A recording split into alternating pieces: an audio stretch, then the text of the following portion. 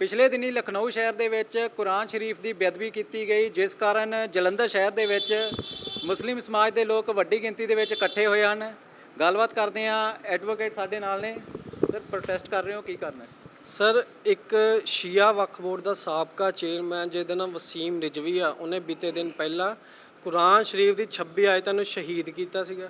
ਇਸ ਤੋਂ ਪਹਿਲਾਂ ਵੀ ਇਹਦੀ ਕੋਈ ਪਹਿਲੀ ਘਟਨਾ ਨਹੀਂ ਸੀਗੀ। ਉਹਨੇ ਇਸ ਤੋਂ ਪਹਿਲਾਂ ਵੀ ਮਾਨਯੋਗ ਸੁਪਰੀਮ ਕੋਰਟ ਵਿੱਚ ਇੱਕ ਅਰਜ਼ੀ ਦਾਖਲ ਕੀਤੀ ਸੀਗੀ ਕਿ ਜਿਹੜੀ ਕੁਰਾਨ ਸ਼ਰੀਫ ਦੀ ਜਿਹੜੀ 26 ਆਇਤਾਂ ਆ ਉਹ ਇੱਕ ਆਤੰਕਵਾਦ ਨੂੰ ਬੜਾਵਾ ਦਿੰਦੀਆਂ ਆ, ਜਦ ਕਿ ਕੁਰਾਨ ਸ਼ਰੀਫ ਤੇ ਸਾਡਾ ਬਹੁਤ ਵੱਡਾ ਅਕੀਦਾ ਆ ਕਿ ਅਸੀਂ ਕੁਰਾਨ ਸ਼ਰੀਫ ਤੋਂ ਬਾਅਦ ਨਹੀਂ ਹੈਗੇ, ਕੁਰਾਨ ਸ਼ਰੀਫ ਤੋਂ ਬਾਅਦ ਨਹੀਂ ਹੈਗੇ ਅਸੀਂ, ਤੇ ਸਾਡਾ ਅਕੀਦਾ ਆ। ਪਰ ਮਾਨਯੋਗ ਸੁਪਰੀਮ ਕੋਰਟ ਨੇ, ਸਾਨੂੰ ਬੜੀ ਖੁਸ਼ੀ ਆ ਕਿ ਮਾਨਯੋਗ ਸੁਪਰੀਮ ਕੋਰਟ ਨੇ ਉਸ ਨੂੰ ਬਿਨਾਂ ਆਧਾਰਹੀਣ ਤੋਂ ਕਰਦੇ ਕਾਰਵਾਈ ਕਰਦੇ ਉੱਤੇ 50,000 ਦਾ ਜੁਰਮਾਨਾ ਵੀ ਲਗਾਇਆ ਸੀਗਾ, ਤੇ ਉਹ ਆਪਣੀ ਹਰਕਤ ਤੋਂ ਫੇਰ ਵੀ ਉਹ ਬਾਜ਼ ਨਹੀਂ ਆਇਆ।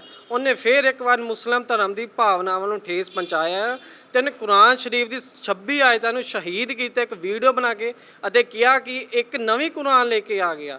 ਤੇ ਜਦ ਕਿ ਸਾਡਾ ਅਕੀਦਾ ਹੈ ਕਿ ਜਿਹੜੀ ਕੁਰਾਨ ਪਹਿਲਾਂ ਸਾਡੇ ਨਬੀ ਦੇ ਟਾਈਮ ਵਿੱਚ ਆ ਗਈ ਉਹੀ ਠੀਕ ਕੁਰਾਨ ਆ, ਉਹ 'ਚ ਇੱਕ ਨੁਕਤੇ ਦੇ ਬਰਾਬਰ ਵੀ ਜਿਹੜੀ ਆ ਉਹ ਨਹੀਂ ਅਸੀਂ ਉਹ ਤੋਂ ਅੱਗੇ ਪਿੱਛੇ ਕਰ ਸਕਦੇ ਆ। ਪਰ ਉਹਨੇ ਜਿਹੜੀ ਹਰਕਤ ਆ ਉਹ ਬਿਲਕੁਲ ਹੀ ਘਰਾਨਾ ਹਰਕਤ ਆ।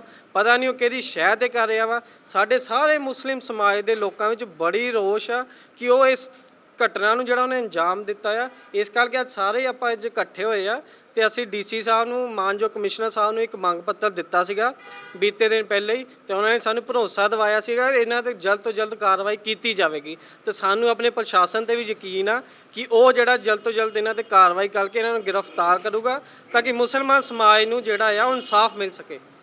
ਤੁਸੀਂ ਐਡਵੋਕੇਟ ਹੋ, ਕਿਸੇ ਤਰ੍ਹਾਂ ਦਾ ਨੋਟਿਸ ਵੀ ਭੇਜਿਆ ਗਿਆ ਤੁਹਾਡੇ ਵੱਲੋਂ? ਜੀ ਸਰ, ਆਪਾਂ ਇੱਕ ਬੀਤੇ ਦਿਨ ਇੱਕ ਮੰਗ ਪੱਤਰ ਦੇ ਕੇ ਆਏ ਸੀਗੇ ਆਪਾਂ ਮਾਨਯੋਗ ਕਮਿਸ਼ਨਰ ਸਾਹਿਬ ਦੇ, ਤਾਂ ਉੱਥੇ ADCP ਸਾਹਿਬ ਬੈਠੇ ਸੀਗੇ, ਤਾਂ ਉਹਨਾਂ ਨੇ ਅੱਗੇ ਮਾਰ ਕੀਤੀ ਹੋਈ ਆ ਤੇ ਉਹ ਕਹਿੰਦੇ ਅਸੀਂ ਜ਼ਰੂਰ ਇੱਥੇ ਜਿਹੜੇ ਜਲਦ ਤੋਂ ਜਲਦ ਅਸੀਂ ਇੱਥੇ ਕਾਰਵਾਈ ਕਰਾਂਗੇ। ਆਪਾਂ ਹੋਰ ਵੀ ਲੋਕ ਨੇ, ਗੱਲਬਾਤ ਕਰਦੇ ਉਹਨਾਂ ਦੇ ਨਾਲ। ਸਰ, ਤੁਹਾਨੂੰ ਕੀ ਕਾਰਨ ਲੱਗਦਾ ਹੈ ਇਹੋ ਜਿਹੇ ਜਿਹੜੇ ਕੰਮ ਹੋ ਰਹੇ?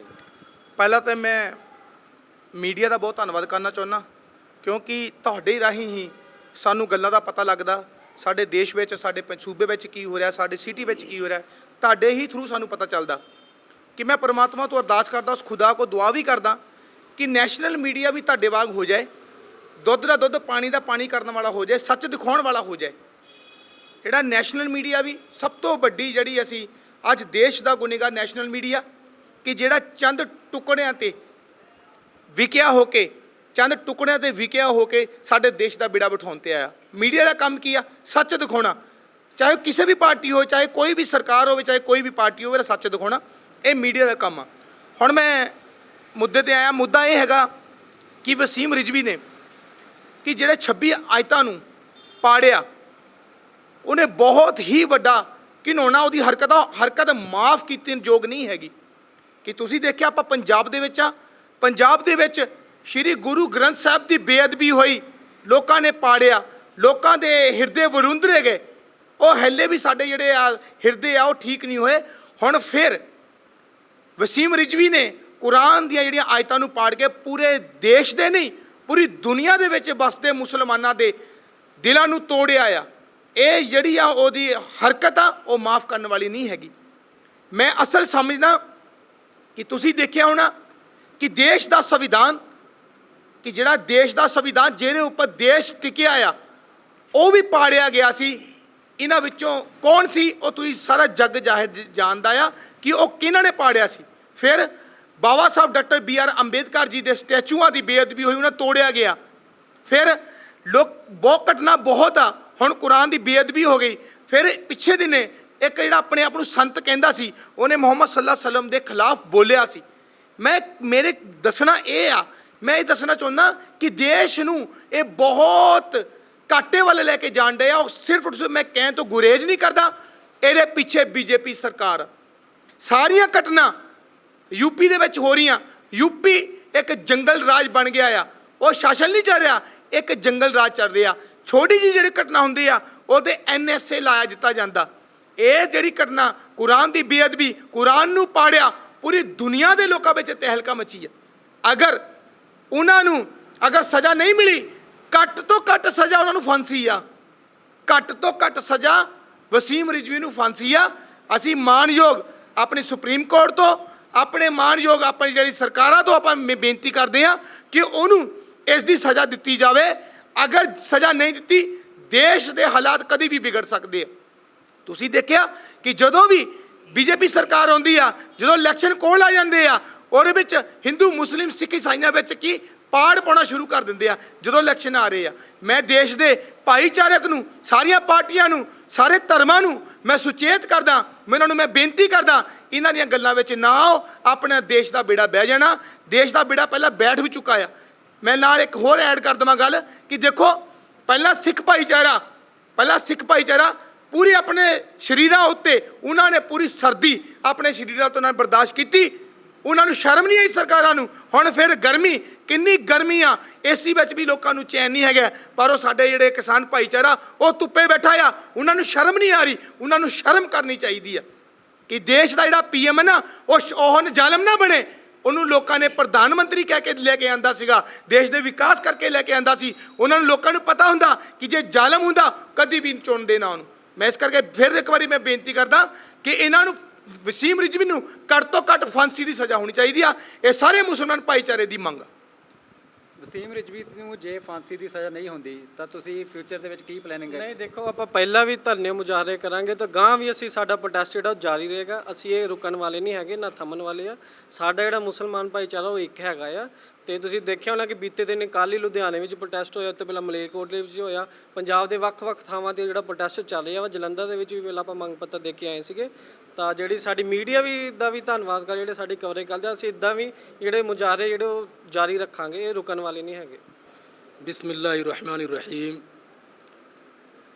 मैं मौलाना शफीकुर्रहमान अलकासमी आज बाद नमाज जुमा बूटा मंडी के अंदर तमाम मुसलमानान जालंधर के साथ वसीम रिजवी के ख़िलाफ़ एक एहतजाज का मुजाहरा किया गया।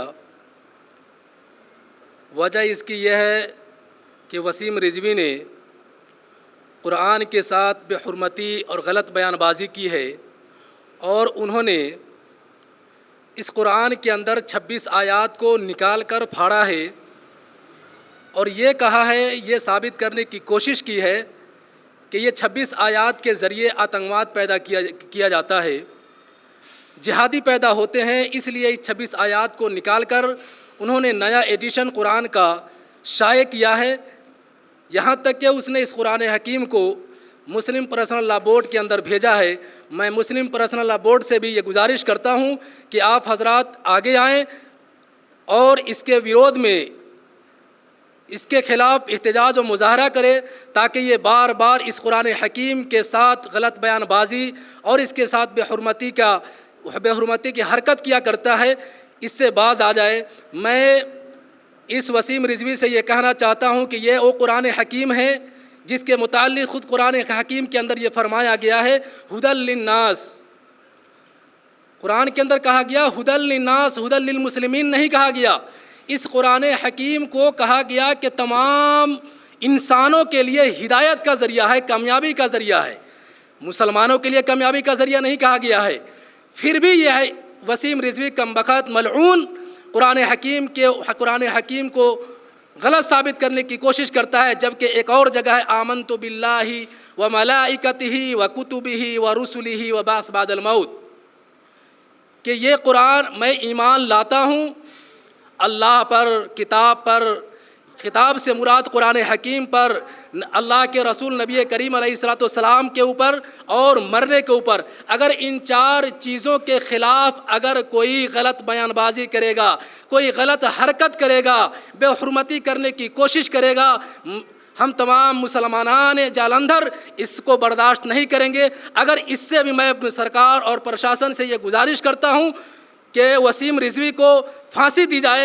अगर ये फ़ैसला नहीं लिया गया तो ये प्रदर्शन आज बाद नमाज जुमा जो मुसलमानों के साथ किया गया है, ये आला लेवल पे भी इंशाअल्लाह किया जाएगा। मैं सरकार से, प्रशासन से गुजारिश करता हूँ कि इस देश के अंदर, इस भारत के अंदर अमन व सलामती और अमन व सलामती का गहवारा बनाया जाए। हिंदू मुस्लिम सिख ईसाई आपस में सब भाई भाई का एक तरतीब, एक कायदा बनाया जाए, आपसी इत्तेहाद व इत्तेहाद को बरकरार रखा जाए। मैं सरकार से गुजारिश करता हूँ कि हमारी मांग को पूरी की जाएगी। फ़क़त वस्सलाम।